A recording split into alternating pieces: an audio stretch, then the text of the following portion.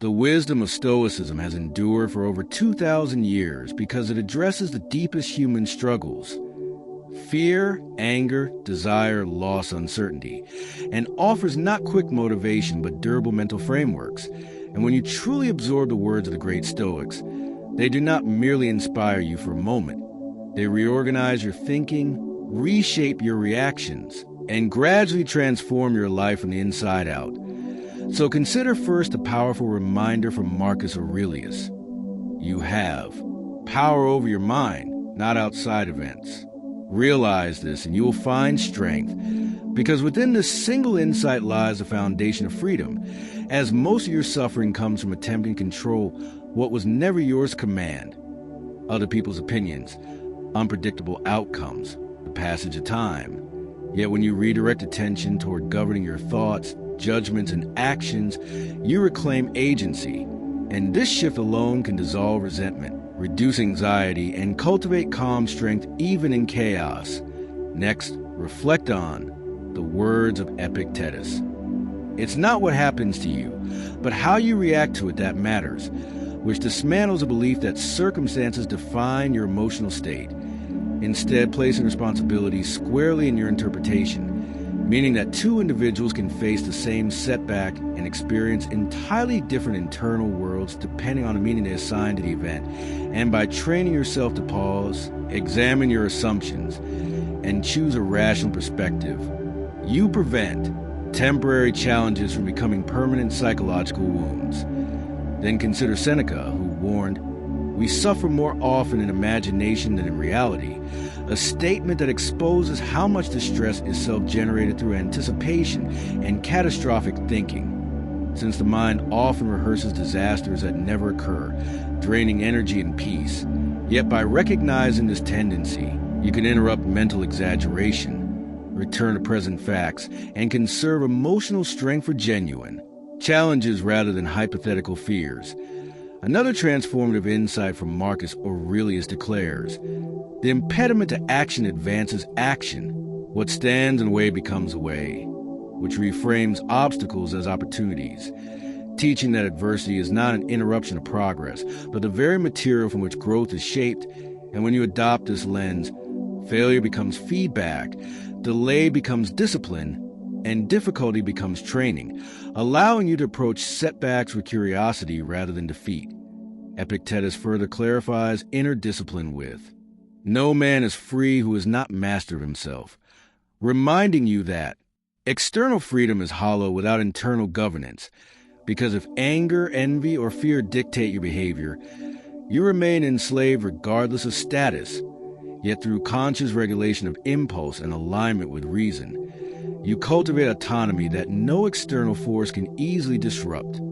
Seneca adds a practical dimension with, "Luck is what happens when preparation meets opportunity," shifting the narrative from randomness to readiness, encouraging you to focus on daily habits, skill, refinement, and disciplined effort so that when opportunity appears, you're equipped to seize it, thereby transforming what others call fortune into predictable outcome of preparation. Marcus Aurelius also observed, "When you arise in the morning, think of what a privilege it is to be alive, to think, to enjoy, to love," a quote that cultivates gratitude as an antidote to entitlement, since recognizing the simple gift of existence reframes inconvenience as minor compared to the miracle of consciousness. And this gratitude stabilizes mood, enhances resilience, and fosters appreciation even amid imperfection. Epictetus reminds you of resilience through difficulties show what men are, emphasizing that adversity reveals character rather than destroys it, meaning that hardship becomes a mirror reflecting strengths and weaknesses. And by viewing challenges as diagnostic rather than punitive, you gain valuable insight into areas requiring growth. Seneca deepens this resilience with, "Fire tests gold, suffering tests brave men," illustrating that just as precious metals are purified through heat, character is refined through struggle, and when you accept suffering as refinement rather than injustice, you endure with dignity and emerge stronger. Finally, Marcus Aurelius offers a profound call to action. Waste no more time arguing about what a good man should be. Be one, eliminating endless debate and emphasizing embodied virtue over theoretical discussion, reminding you that philosophy's purpose is lived integrity, not intellectual display. And when you integrate these 10 Stoic insights into daily practice, focusing on controlling your mind, mastering reactions, curbing imagination's excesses, reframing obstacles as pathways, governing impulses, preparing diligently, cultivating gratitude, embracing adversity as revelation, accepting suffering as refinement, and embodying virtue without delay, you begin to experience life differently, with steadier emotions, clearer judgment, and deeper confidence, because your peace no longer depends on external approval or perfect circumstances, but on cultivated character, and over time this orientation transforms fear into courage, frustration into patience, desire into discipline, and uncertainty into opportunity, demonstrating that these ancient Stoic words are not relics of history, but living tools, capable of reshaping modern minds, guiding you toward a life marked not by the absence of hardship, but by the presence of unwavering inner strength. As you go even deeper into the remaining Stoic insights that can truly change your life, you begin to see that these quotes are not isolated lines of wisdom, but interconnected pillars forming a complete philosophy of inner mastery.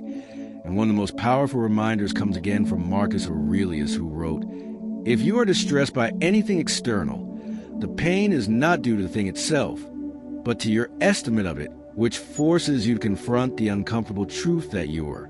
Interpretations shape your emotional experience more than reality does, meaning that when you feel insulted, defeated, or overlooked, the real source of suffering often lies in the judgment you attach to the event. And by consciously adjusting that judgment, by asking whether the situation truly threatens your character or merely your ego, you reduce unnecessary emotional turbulence and regain composure." This idea connects deeply with Epictetus, who advised, "Make the best use of what is in your power, and take the rest as it happens," a principle that dismantles chronic anxiety, because anxiety frequently arises from attempting to secure guarantees in an uncertain world. Yet when you narrow your focus to effort, preparation, and integrity, elements within your control, you release the exhausting demand control outcomes, allowing you to act boldly without being paralyzed by fear of results. Equally transformative is the wisdom of Seneca, who declared, "He who fears death will never do anything worthy of a living man," which is not merely about mortality, but about the paralyzing effect of excessive caution, reminding you that clinging desperately to safety often prevents meaningful action, and that courage requires accepting risk as the price of growth.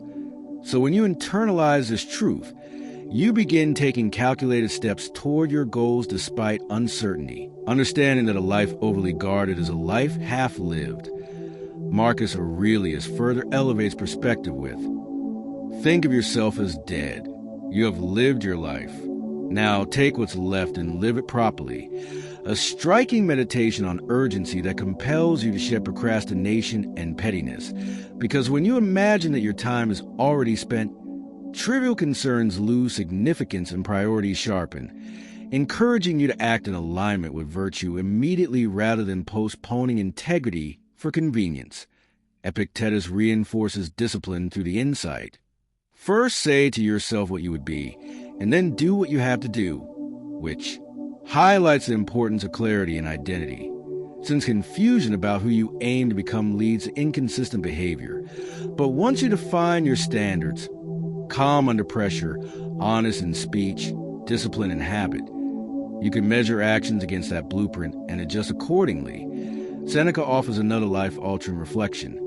It is not that we have a short time to live, but that we waste a lot of it, which exposes how distraction, resentment, envy, and trivial pursuits quietly consume years. And by recognizing time as your most precious non-renewable asset, you become more deliberate in how you spend attention and energy, choosing growth over gossip, learning over laziness, contribution over complaint.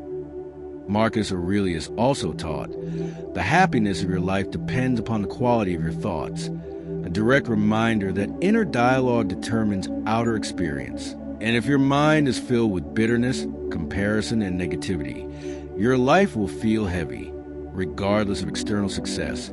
But if your thoughts are guided by reason, gratitude, and resilience, your life gains stability and lightness even amid difficulty. Epictetus distilled resilience beautifully in, "Circumstances don't make the man, they only reveal him," encouraging you to view every challenge as an opportunity to demonstrate the character you claim to possess, because pressure exposes authenticity, and instead of resenting that exposure, you can use it to refine weaknesses and reinforce strengths. Seneca closes his chain of wisdom with, "Begin at once to live, and count each separate day as a separate life," a practice that cultivates presence and accountability, urging you not to postpone fulfillment or virtue to some distant future, but to treat each day as a complete unit deserving of intention and excellence.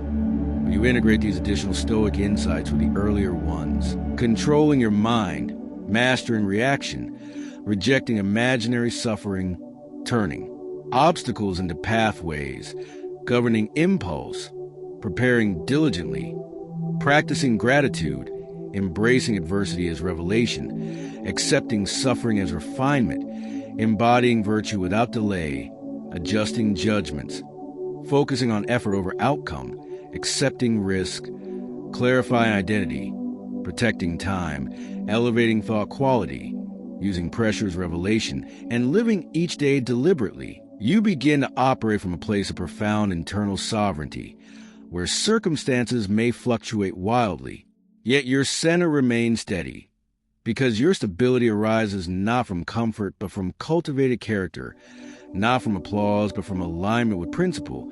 And as these teachings take root, you notice tangible changes. Criticism stings less because your worth is not tied to approval. Setbacks discourage less because you view them as instruction. Delays frustrate less because you trust process. And fear diminishes because you focus on preparation rather than prediction. And over months and years, as disciplined orientation reshapes your personality into one marked by calm confidence, rational strength, moral clarity, and enduring resilience, proving that these Stoic quotes are not decorative phrases, but practical tools capable of restructuring perception, guiding action, and ultimately transforming your life from reactive chaos into deliberate, principled power.